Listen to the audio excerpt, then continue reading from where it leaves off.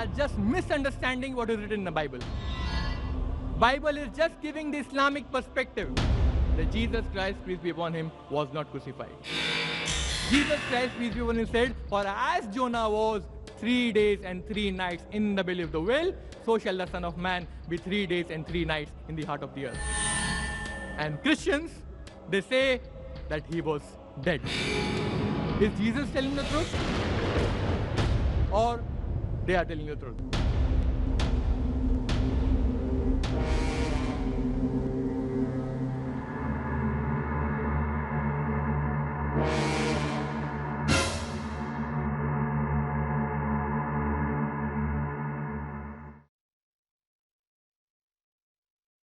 Now we would have the open question and answer session. We would request our audience, as usual, to kindly keep your questions on the topic. That is, only questions on crucifixion and Islamic perspective. May we have the first question from the sisters' side, and we'll follow in a clockwise direction. The second question here, the third here, and so on. Assalamu alaikum wa rahmatullahi wa barakatuhu. Jazakallah khairan, brother, for that lecture. My question is, could you throw some light on the book, The Da Vinci Code? Some of the things mentioned in it about Jesus alayhi salam are blasphemous. So if you could just elaborate on the basic concepts in The Da Vinci Code by Dan Brown. Thank you. Sisters posed a question regarding on the Da Vinci Code. There was a movie which came recently of Tom Hanks, Da Vinci Code. And in that movie, many of the Christians, they also protested against the movie. Because in that movie, they were saying that Jesus Christ is on him. He married Mary Magdalene, and he did have children, and that lineage is still continuing. So all these things are there. So what is my opinion regarding the Da Vinci Code? See, if any person blasphemes any messenger of God, whether it be Jesus Christ, peace be upon him, or Moses, peace be upon him, or any other messenger, Muslims should protest against him, because Islam is the only non-Christian faith which makes it an article of faith to believe in Jesus Christ, peace be upon him. No Muslim is a Muslim if he does not believe in Jesus, peace be upon him. We believe that he was one of the mightiest messengers of God. We believe that he was the Messiah, translated as Christ. We believe that he gave life back to the dead by God's permission. We believe that he was born without any male intervention, which many modern day Christians today do not believe. We believe that he healed those born blind and the lepers by God's permission. We Muslims and the Christians, we go together. So if any person blasphemes the messenger of God, we Muslims should protest. Before the Christian protest, we should protest. Because we love, we revere, and we respect this mighty messenger of God. But in Da Vinci Code, these things were there, but there were also many things which conciliated with the Islamic teachings, the Islamic perspective. For example, in the Da Vinci Code, Jesus was not taken as God. He was not taken as God. He was considered as the messenger of God. So to things which are blasphemous, we Muslims should protest. And for the things which match with the Quran, which match with the Islamic perspective, we should promote such things. And Bible is enough for us. Don't go for Da Vinci Code. Some Christians believe, some do not believe. But this Holy Bible, which has got 66 books inside, Roman Catholics believe in the 73 books, but they also believe in these 66 books. So this Bible, all the Christians, they believe, they consider it to be the word of God. So our proof, our argument should be from this book, not from Da Vinci Code, which many Christians, they believe, many do not. So if any person blasphemes or anything happens against the messenger of God, we Muslims should protest. If somebody blasphemes Jesus, peace be upon him, we Muslims should protest before the Christians. But if there are some things in Da Vinci Code which also match with the Quran and with the Islamic teachings, that is Islamic perspective, so we must promote such things. Yes, brother. I am Muhammad Irshad. We Muslims believe that Jesus Christ, peace be upon him, will be coming back in his second coming. But a few months back, an article appeared in one of the leading magazines, Muslim magazines in India, published by written by a very well-known scholar from India, whose books are actually available in the exhibition here also. He gives us to understand that in that magazine, there's a the article is by the title Masihi Model Ki Ahmadi Sani, the second coming of this Masih model. The author, he gives us to understand that Jesus Christ, peace be upon him, will not be coming back. Actually, his model, which is inherently more non-violent and is practicable in today's era, it will be coming. He reiterates that the Muhammadian model, peace be upon him, is not practicable in this world. So what your comments, please? Brother has posed a question, and he's referring to a recent article which came in the, according to him, a very famous magazine regarding the second coming of Jesus. The author said that the rules and regulations laid down by Jesus Christ, peace be upon him, are more practical today than the rules and regulations laid down by Prophet Muhammad, peace be upon him. Is that the question? Yeah. See, the teachings of Jesus Christ, peace be upon him, if we analyze, all the fundamental teachings, even if you analyze the Bible, like Moses, peace be upon him, what he taught, Jesus Christ, peace be upon him, what he taught, and Prophet Muhammad, what he taught. All the basic teachings, the fundamental teachings of all the messengers of God, even if we take it from the Bible, are somewhat similar and they are the same. Like God is one, all the basic teachings. We should not do idol worship, God is one, and we should not confer divinity on human beings. So all these things are there. But regarding the teachings of Jesus Christ, peace be upon him, Jesus Christ said in Gospel of Matthew, chapter number 5, verse number 17 to 20, he says that think not that I have come to destroy the law or the prophets. I have come not to destroy, but to fulfill. And till the heaven and earth pass away, one jot or one tittle shall in no wise pass away from the law until all be fulfilled. And whosoever shall break one of the least commandments and teach men so shall be called least in the kingdom of heaven. And whosoever shall keep the commandments and teach men so shall be called great in the kingdom of heaven. And unless your righteousness exceeds the righteousness of the Pharisees and the scribes, you shall in no wise enter the kingdom of heaven. So Jesus Christ, peace be upon him, he is just reiterating the teachings of Moses, peace be upon him. He is saying that I have not come to destroy the law, that is the Torah, but I have come here to fulfill. And till the heaven and earth pass, one jot or one tittle shall in no wise pass away from the law until all be fulfilled. He puts the condition that unless you follow the commandments, you will not enter the kingdom of heaven. All the 10 commandments, what Moses preached, he said, unless you follow, unless you keep the commandments, there is no heaven for you, unless you are better than the Jews. But he gave the new application of the laws. For example, there was a law at the time of Moses, peace be upon him, eye for an eye and tooth for a tooth. If you take away my eye, I will take yours. Eye for an eye, tooth for a tooth. So Jesus Christ, peace be upon him, says that if somebody slaps you on the right cheek, offer him the other.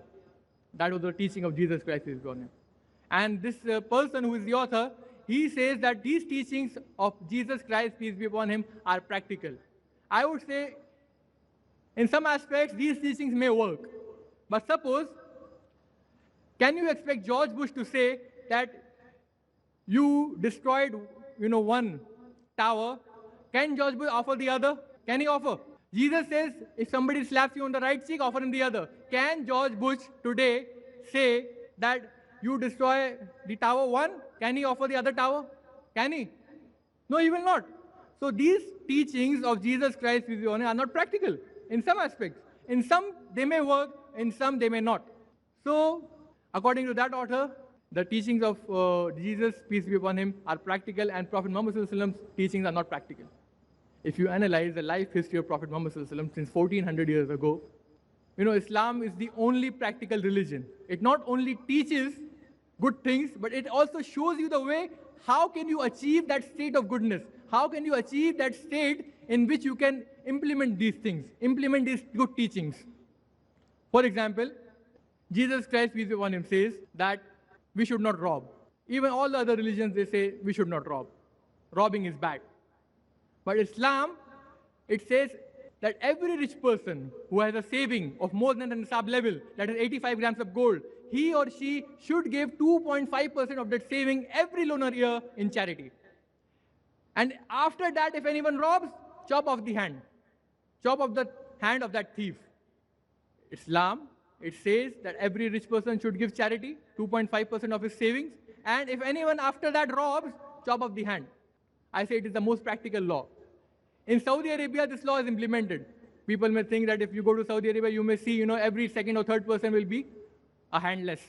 But if you see, you will not find a single person with hand cut off. Maybe one or two, but not more than that.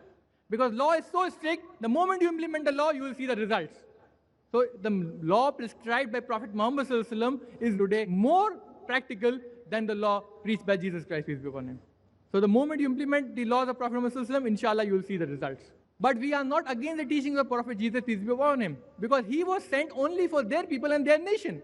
And his message was time-bound as well as space-bound.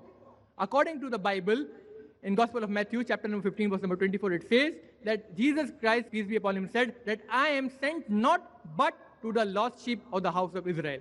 He was only sent for the Jews. He was not sent for the whole of humanity. And the laws that he prescribed were only for a particular group of people. Jesus Christ, peace be upon him, he said he could not implement the law in his time. In his time, he could not implement his own teachings. Only few people followed him. So in his time, when he was present, he could not implement his teachings on the people. How can this person, the author, say that his teachings are practical today and it can be implemented?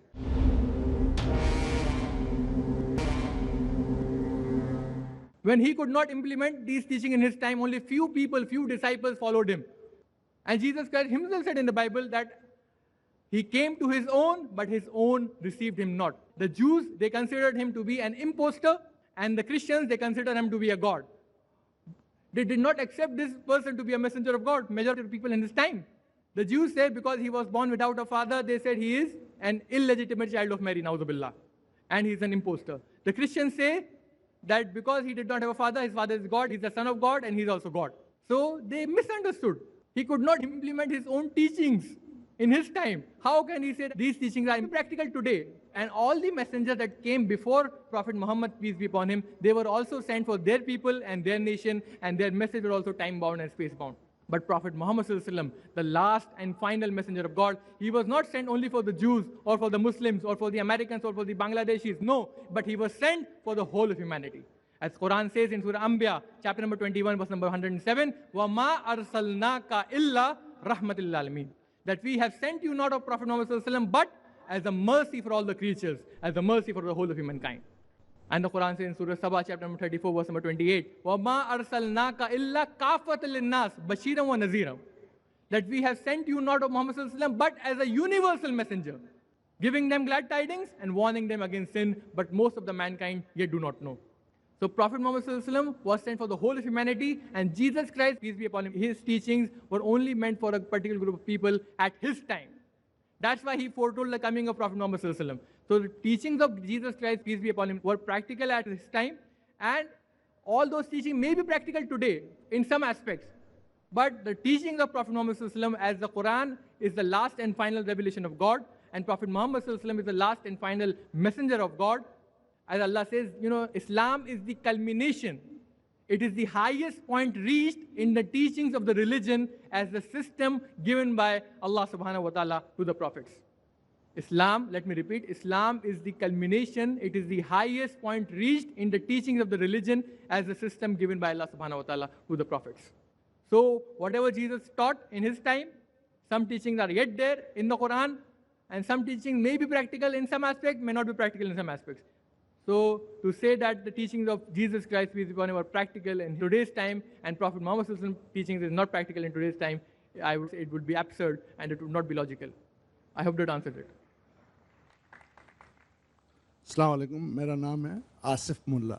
My question to you is this, that the entire exercise of your Islamic perspective of crucifixion is an exercise in comparative religion. Does it serve a purpose? Is it permissible that to exalt our Islamic belief by comparing the Christian beliefs, is it even proper or required that our religion to be praised in comparison to any other religion or the beliefs of other religious people? Brother has posed a very good question, a very relevant question, that is comparative religion allowed to praise our religion in comparing with the scriptures of other religions? So your talk on crucifixion is a comparative one. So is it right to quote from the other religious scriptures to prove your religion is correct? It's a very common question. As I quoted you an ayah from the glorious Quran, from Surah Baqarah, chapter number 2, verse number 111, in which Allah says, وَقَالُوا, and they say, لَن يَدْخُلَ الْجَنَّةَ إِلَّا مَنْ كَانَ هُودًا أَوْ نَصَارَى, that you Muslims, you will never enter Jannah unless you become a Jew or unless you become a Christian. So in answer to that, Allah says, تِلْكَ أَمَانِيُّهُمْ, these are their wishful thinking, these are their vain desires. قُلْ, tell them, هَاتُوا بُرْهَانَكُمْ, produce your proof, in kuntum صَادِقِينَ, if you are speaking the truth. So when Allah subhanahu wa ta'ala is asking us to request these Jews and Christians to produce their proof, Allah subhanahu wa ta'ala is presupposing that we Muslims will be able to analyze that proof. Have you ever done it? Allah is expecting us to even analyze the proof of the Christians. We are not even reading the Quran. Furthermore, Allah says in Surah Al-Imran, chapter 3, verse number 64, Qul, tell them, Ya Ahlal Kitab, O people of the book, Ta'alaw, come. Ila kalimatin saba'im bainana wa bainakum, that come to common terms as between us and you. How can you come to the common terms unless you know the terms of the Christians and unless you know the terms of Islam? And further Allah says, Allah na'budu illallah, that we, the Jews and the Christians, and we worship none but Allah. Wala nushrika bihi shay'a, and we associate no partners with him. Wala yattakhiza ba'zuna ba'zan arbabam min dunillah, and we erect not from among ourselves lords and patrons other than Allah. فَإِن تَوَلَّوْا, if then they turn back, فَقُولُوا شَهِدُوا, say ye bear witness, بِأَنَّا مُسْلِمُونَ, that we are Muslims bowing our will to Allah subhanahu wa ta'ala. So doing comparative religion, according to me, it is one of the best ways of doing dawah, of inviting people to Islam. Because Allah subhanahu wa ta'ala says, this is the master key. Come to common terms as between us and you. What is common?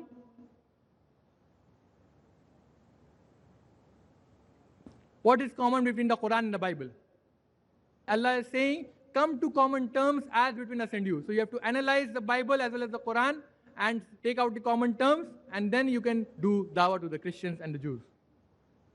So comparative religion is very important. I will not say it is compulsory to do comparative religion, but comparative religion is recommended by Allah subhanahu wa ta'ala in the Quran.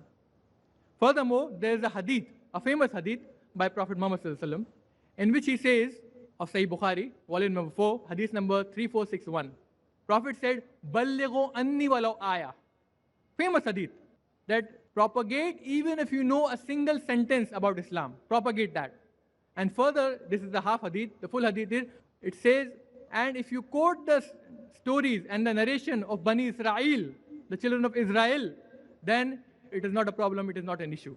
You can quote the scriptures of Bani Israel, you can quote the scriptures of the Ahl Kitab.